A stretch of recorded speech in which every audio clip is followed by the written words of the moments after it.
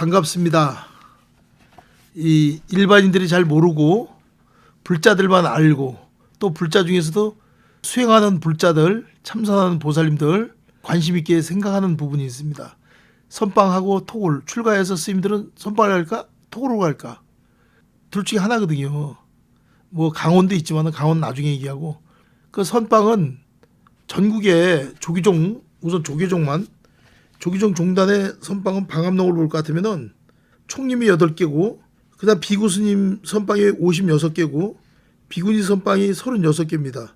비구 스님들은 확실히 숫자가 많죠. 총님의 193명 정도가 잡혀 있고 그다음에 비구가 787명 이렇게 잡혀 있습니다. 그다음에 이제 비구니는 이제 총님은 없고 524명. 그다음에 큰 방에 3인은 2명. 그다음에 총님의 비구는 52명. 이렇게 잡혀 있습니다. 그러니까 총 크게 보면은 요대중 빼고 선방을 약 한 100개 정도로 잡으면 되거든요.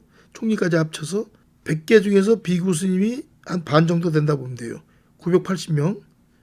그다음에 비구니가 524명. 그러면은 이제 비구 스님 중에서 3위를 갖다 치면은 한 1000여 명, 1034명 정도 되는 거죠. 1000명이 선방이 다닌다고 보면 되죠. 그다음에 비구니 스님들은 524명에서 555명 정도 이렇게 잡힙니다. 유효대중 빼고 선방 안에서 생활하는 스님들이 그러니까 한 1500명 정도 기준으로 잡고 이게 1년 전 통계거든요. 그러니까 선방 다니는 분이 한 1500명 된다. 그러면 조기종의 스님들 숫자가 한 13,000명 잡거든요. 비구니 합쳐서. 그 13,000명 중에서 한 2%? 뭐 그 정도 되는 거예요. 그 정도. 100명이면 한 12명, 13명이 이제 선방을 간다고 보면 되죠. 그 선방이 이제 가선 손아 까딱 하지 않고 참선만 90일간 하는 건 줄 알았는데 절대 그렇지 않습니다. 동안거 기간은 10월 보름부터 음력으로 따집니다. 음력 10월 보름에서 그 다음에 정월 보름까지. 그 다음에 여름 하한거는 정월 초파일 끝나고 일주일 있다가 4월 음력 4월 15일부터 90일이니까 백중 때 7월 15일까지 90일입니다. 그러니까 동안거 3개월, 하한거 3개월. 그래서 1년 12달 중에서 수행기간이 3개월. 3개월은 세속적으로 말하면 학교에 수업이 있는 날을 말하는 거고 기간을 말하는 거고 해제 때는 방학 때하고 똑같은 거예요. 방학 때는 선생님도 쉬고 학교가 텅 비잖아요. 리듬이 정진하는 리듬과 개인 시간을 주고 자유롭게 이제 그 시간을 보낼 수 있는 해제 기간하고 두 가지로 나눠집니다. 365일을 하면 어떠냐. 사람이 리듬이란 게 있죠. 그래서 옛날에는 아주 옛날 그 법은 고려시대 때나 이럴 때는 동안거만 있었대요. 동안거. 하한거는 근래 한 거지 고려시대까지는 선방을 운영을 했는데 여러분들이 이제 상식적으로 알아들으셔야 돼요. 고려시대하고 조선시대하고 뭐가 다르냐면 조선시대는 불교를 탄압하고 유교를 믿을 때거든요. 그러니까 500년간 선방이 없었어요. 개화기가 접어들면서 일본 사람들이 이제 들어오기 시작해요. 일본 불교가 자기네가 들어와야 되는데 억불숭례 정책을 쓰면서 불교를 갖다 활동을 못하게끔 하니까 일본 스님들이 들어오고 절도 지어야 되고 자기네들이 한국 쪽으로 포교하고 진출하고 싶은데 못 들어오니까 조정의 압력을 넣어갖고선 때가 됐으니까 이제 이 도성 출입 금지 풀었단 말이에요. 그러니까 엄청난 거죠. 그전에는 승복을 입고선 지금의 그 동대문이라고 하는 흥인지문, 그 다음에 남대문, 숭례문 그쪽을 못 들어왔어요. 스님들은. 법이 그래, 법이. 그러니까 거기를 들어오려면 스님들이 갓을 쓰고 옷을 갈아입어야 돼. 두루마기로 승복을. 그래야 종로거리를 다닐 수 있고 도성 안에 들어왔단 말이에요. 그게 하루 이틀이 아니고 몇백 년을 그런 거예요. 몇백 년을. 그래서 가장 불교를 믿고 했던 시절이 고려 때거든요. 고려. 근데 고려에서 조선시대로 넘어오면서 불교를 탄압하면서 선방이 없었어요. 고려 때는 선방이 있었죠. 이 불법을 여러분들이 아셔야 될 거는 옛날 조선시대 때 없는 걸 경허선사께서 도성 출입이 금지된과 동시에 경허스님이 전국에다 선방을 만들었단 말이에요. 다시. 몇백 년에 있던 걸 갖다. 그러니까 그 전에 조선시대 때는 토굴 생활이에요. 토굴. 암자나 톡을 해서 개인적으로 수행을 했단 말이에요. 작게 소규모로. 그러니까 선방 생활하고 토굴 생활을 여러분들이 잘 알아야 될 것은 조선시대 때는 토굴 위주, 고려시대는 선방과 토굴이 있었다. 그러면은 이제 출가를 갖고 스님이 되잖아요. 그러면 선방을 간다고 하면 선방의 장점하고 단점이 뭐냐 궁금해하는 거거든요. 이제 그 절에서 이제 행자가 딱 끝나고 나서는 강원으로 가느냐 선방으로 바로 가냐 이제 그걸 행자 때 결정을 해야 돼요. 그때 이제 강원으로 그래도 가서 중물이 든 다음에 어느 정도 사교는 봐야 되지 않느냐. 제일 먼저 들어가서 치문을 배워요. 그다음에 사집을 배운단 말이에요. 사집이라는 게 네 가지 이제 스님들이 배워야 되는 교과 과목인데 서뇨, 절요, 도소라는 게 있어요. 그래갖고서는 거기에서 가장 중요한 대종고 선생의 서장이라는 게 있어요. 암만 강원 4년을 안 다니더라도 치문 배운 다음에 사집반에 가서 서장 정도는 읽고서 발심을 해서 선방하러 가야 되지 않냐 해서 2학년 정도는 2년 정도는 다녀라 이런 식으로 말씀을 드립니다. 이 선배들이나 아니면 큰 스님들이나 주변에서. 근데 이제 바로 강원 생활이 군기가 세거든요. 보기하고 달라요. 힘들고 규칙적으로 또 움직여야 되고 또 외우는 것도 많고. 그러니까 치문을 놓고 이제 한문 공부를 하는 거예요. 그 치문 한 권을 띄어야 돼. 그러면 한문에 맥히는 게 없어요. 그러니까 옥편 찾아놓고. 그래서 이제 바로 선방으로 가는 사람들 있죠. 가는 스님들이 있는데 그 선방은 어떤 게 장점이냐면은 그냥 글 공부 안 하고 그냥 화두만 하면 돼. 이목구미 이목구.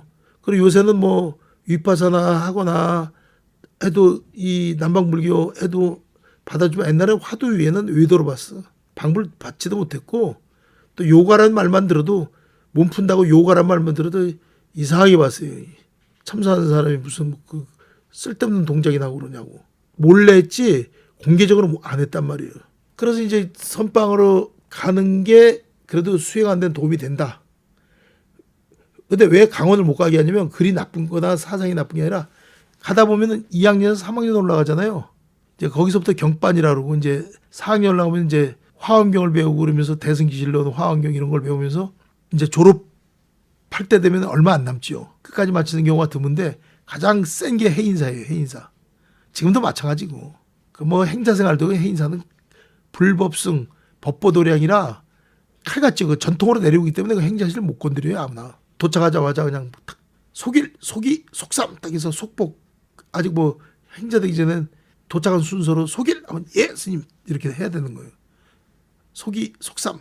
그래서 선방을 들어가게 되면은 좋은 게 참선만 한단 말이에요. 글 공부 안 하고 소임도 있지만은 여러 가지 선방을 다녀야 되고 또 그렇게 해서 이제 평생 선객이 되고 수자가 되는데 일자무식이라도. 근데 이제 강원을 가게 되면은 이제 경공부하다가 선방으로 오는 경우도 있는데 사교 입선이라고 그건 드물고 대부분이 뭐로 빠지냐면 배운 걸 써먹고 싶어서 또 그 업이 또 그렇게 돼 있어요. 나중엔 뭐 처음에는 소인 같은 거 원주나 아니면 뭐 이렇게 재무나 총무나 서서히 보다가 주질하게 된다고 강원 나오게 되면. 또 강원 도반들이 주지로 이제 풀리면은 서서히 이제 의사 선생님도 그렇고 본세에서 그렇고 주지가 되더라고. 대부분이 나중에 세월이 흘러. 주지가 되는 거는 하하 중생을 위해서 가람수하다고 중요하지만 생사 일대사 나고 죽는 문제를 해결해야 되고 이 윤회를 벗어나야 될 거 아니에요. 생유, 사유, 본유, 중유 이게 윤회거든요. 생유라는 거는 응행하고 태어난 게 틀림없고 본유라는 건 지금 살고 있는 게 틀림없고 사유라는 건 죽음이 기다리는 게 틀림없고 중유라는 건 죽음 시대에서 아리아식만 남아갖고 식만 떠돌아다니면서 새로 또 이렇게 환상하려고 기웃기웃거리는 관계를 갖다 중유를 한단 말이에요. 이게 윤회예요. 윤회라는 게 뭐 천상, 아수라, 인간, 축생, 악귀, 지옥 이게 윤회가 아니고 그거는 공간적인 거 이거는 정확한 유식에서 얘기하는 사유법이라 그래요. 생유, 본유, 사유, 중유 이걸 외우라는 거예요. 그래서 유식의 한수 위는 신심이 떨어진 사람은 윤회를 생각을 안 한다는 거예요. 그래서 그걸 갖다 윤회를 인식하기 위해서는 항상 금수충어를 잊지 말라 이렇게 가르쳐요. 금은 뭐냐면 이 짐승들 네 발 달린 짐승들 수는 뭐냐면 푸드득푸드득 날아다니고 지지배배 집에 칙칙칙 거리는 새. 충은 곤충들. 곤충의 종류가 얼마나 많아요. 그 다음에는 어는 물고기 얼마나 많냐고. 그 금수충어가 안 되려면 항상 신심을 잃지 마라. 여기는 욕계, 색계, 무색계다. 욕계 6천, 색계 18천, 무색계 28천 이렇게 돼 있다. 그러니까 이 욕망의 세계에 살고 있는 중생들은 욕망을 버리기가 어렵다. 몸이 있기 때문에 먹어야 되고 식욕, 뇌가 방전되기 때문에 충전을 시켜야 될 거 아니에요. 밤사이에. 그게 수면욕, 그다음에 성욕. 이 세 가지는 어쩔 수 없이 몸을 갖고 사는 인간으로서는 버리기가 어렵고 끊기가 어려운 거다. 그래서 여기 욕망의 세계에서 욕계라는 거거든요. 욕계 육전. 색계라는 것은 몸만 있는 거예요. 몸이 있어 거기도. 몸이 있는 세계. 마음도 있고 몸도 있는 세계예요. 근데 무색계는 뭐냐? 몸이 없고 의식만 있어. 생각만 있어. 생각만 있는 세계예요. 무의식계라는 거예요. 무색계라고 그러고. 색이 없다. 색이라는 말은 지수화풍 4대로 구성된 몸을 갖다 색이라고 합니다. 무색계라는 거는 몸이 없다 이렇게 생각하시면 돼요. 의식만 있는 세계다. 몸이 없으니까 신구의 삼업이라고 하잖아요. 그중에서 신구의 의만 있다 이렇게 생각하시면 돼요. 그래서 선방을 다니게 되면은 그래도 수행자가 되는데 강원을 나가게 되면 주지가 되고 또 상구보리해서 생사일대사 백만대군하고 싸워서 이기는 것보다 자기 자신하고 싸워서 이기는 게 낫다고. 일단 또 한생 또 헛보내거나 쏘으면 안 되거든요. 그래서 차신불양 금생도 갱대선도 차신. 금생에 이 몸을 제도하지 못하면 다시 어느 생을 기다려야 될 것인가.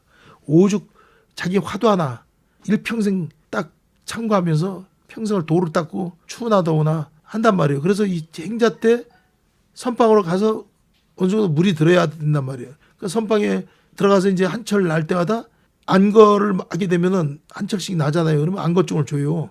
뭐 안거증 받기 위해서 그런 건 아니지만 그 증명이 되는 거죠. 그리고 이제 선방 스님들을 알게 되죠. 선배들을. 그건 선객으로 풀리기가 쉽죠. 다음에 또 방부드리기도 쉽고. 하판에서 맨 아래 자리가 하판이거든요. 무경험자들은 하판입니다. 스님이 돼갖고 출가해갖고 동국대교를 갔다든지 강원을 나왔다 해도 선방은 안거 처자법이라서 앉는 순서가 있기 때문에 그건 쳐주질 않아요. 하판이요, 하판. 20년 만에 주지하다가 선방 들어서도 맨 아래지 경험이 없잖아요. 그러니까 한 번이라도 행자 때 빨리 들어가야 돼, 빨리. 근데 또 반대로 강원도 마찬가지예요. 강원도 자기가 20년간 주지를 하던 뭐 선방을 하다 뭐 몇 년을 다녔어도 또 범납이 얼마가 됐어도 들어왔으면 치문반이면 경반한테 꼼짝 못하는 거예요. 군대로 따지면 이등병부터 다시 시작하는 것처럼 거긴 거위법이 있는 거예요. 그래서 선방은 선방법이 있고 강원은 강원법이 있어요. 그 다음에 선방이나 강원을 다 마치고 이제 동국대학교 나가야 되겠다. 불교학과. 동대 가면 백상원이라고 그러거든 기숙사가. 동대는 또 동대법이 1학년 2학년으로 자요. 뭐 20년 15년 선배 소용없어요. 거긴 거기 학년으로 또 끊어버리는 거예요. 선방을 다니는 분들은 행자 때 바로 선방으로 가야 된다. 생사해탈 하기 위해서. 근데 이제 선방 생활이 쉽지 않잖아요. 소임이 다 있고. 그래 선방은 선방대로 장점이 있어요. 뭐냐면 난방 신경 안 써도 돼. 그 다음에 먹는 거 신경 안 써도 돼. 공양 같은 거. 정진만 하면 돼 그래도. 근데 대중한테 이제 부득이지요. 거기서 잘못하면 전생에 악연을 만나는 수가 있어. 그래서 선방 한철 싸우기 전에 싸우는 거야. 진짜로 싸워요. 마음으로 싸우기도 하고 아주 그냥 불본을 꽉 찼지요. 싫은 사람을 만난단 말이에요. 근데 토굴은 그런 건 없는데 토굴은 이게 먹고 하는 게 보통 문제가 아니에요. 혼자 시간을 많이 뺏기더라고. 혼자 있어도 있을 건 다 있어야 돼요. 또 밥 해먹냐고 설거지 하냐고 귀식을 한다 하지만 그게 한계가 있거든요. 이제 전생에 자기가 토굴 생활하는 사람은 토굴이 좋다라고 선방 생활하는 사람은 선방이 좋다는 거예요. 근데 토굴 생활할 때 제일 중요한 거는 혼자 하면 늘어지기 때문에 도반하고 같이 하는데 혼자 힘을 얻은 사람이 하지 마라. 근데 둘이 토굴을 들어가면 처음엔 친해서 들어갔지만 대천수의 왼수가 돼서 나온다. 그래요. 싸우게 돼 있어. 기분 좋고 맑은 날만 있냔 말이에요. 흐린 날도 있지. 같이 있는 도반 스님이 반찬에 끼지 않고 막 더 먹고 하면 자기도 더 먹게 되고 괜히 오늘따라 꼴 보기 싫고 리듬이 달라요. 한 사람은 낮이 강하고 낮에 정진하고 밤에 자고 싶은데 이 스님은 저 체질이 낮에는 낮잠을 자고 밤에는 철회를 한단 말이에요. 그다음에 또 방문객이 혹시 온다 하더라도 결제 때 친도가 찾아오거나 대중이 한다고 아는 친척이 찾아오거나 하더라도 스님 하나 안 찾아와. 그러면은 이 사람은 수행한 사람이 결제 때 왜 이렇게 사람 찾아오게 하냐고. 그렇게 되는 거예요. 여러분 아니 그 빈소도 안 가고 보시도 하고 그러는데 그런 거 갖고 스님이 이해를 못 하냐고. 근데 내가 토굴 생활을 해보니까 옛날에 느끼는 건데 산에 올라와서 얘기하다 보면 금방 어두워지잖아요. 지리산 4시만 되면 어두워지려고 그래. 5시 깜깜해 결계는. 근데 이제 안 내려가고 자는 거예요. 대부분이. 눈이 오거나 춥거나 어두워지면. 그런 경우 참 난감하더라고. 토굴 생활은 1357입니다. 혼자 하든지 아니면 셋이 하든지 5이 하든지 이렇게 하는 거지 둘이 하면 원수가 된다. 이게 옛날 스님들 말씀이에요. 내 경험에 의해서도 그렇고 나는 이렇게 돼보고 저렇게 다 해봤는데 셋이 있으면 정치하는 것처럼 중재 역할을 하기 때문에 안 싸운단 말이에요. 근데 먹는 게 보통 문제 아니야 이거. 셋 하면은 남자들 셋이 먹는 거 엄청납니다. 한 이결 동안. 잘 아셨죠? 장단점은 다 있어. 근데 시간은 선빵이 더 낫지. 시간 안 뺏기고. 근데 힘을 얻고 자유스러워지고 토굴 생활을 하고. 근데 토굴 생활은 받쳐준 사람이 있어야 돼요. 후원자가 있고. 힘듭니다. 여러 가지로. 오늘은 시간이 없고 하니까 여기서 마치겠습니다.